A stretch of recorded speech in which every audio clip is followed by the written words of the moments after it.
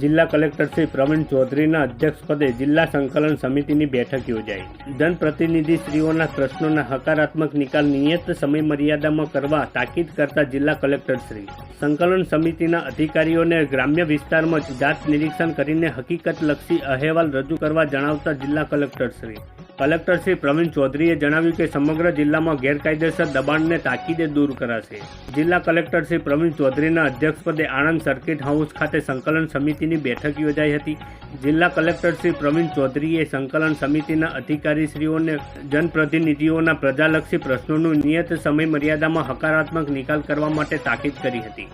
આ ઉપરાંત જનપ્રતિનિધિશ્રીઓ દ્વારા પ્રજાલક્ષી પ્રશ્નોનું દૂરવાણી પર કરેલ રજૂઆતને પણ તુરંત જ હકારાત્મક પ્રતિસાદ આપવા પણ જિલ્લા કલેક્ટર શ્રી પ્રવીણ ચૌધરીએ જણાવ્યું હતું. આ ઉપરાંત આણંદ જિલ્લામાં કોઈપણ જગ્યાએ દબાણ કરવામાં આવ્યા હોય તે દૂર કરવા તાકીદ કરી હતી અને હાલના સંજોગોમાં રસ્તાઓ ઉપર પડેલા ખાડાનું તાત્કાલિક પુરાણ કરવા પણ અધિકારીઓને સૂચના આપી હતી.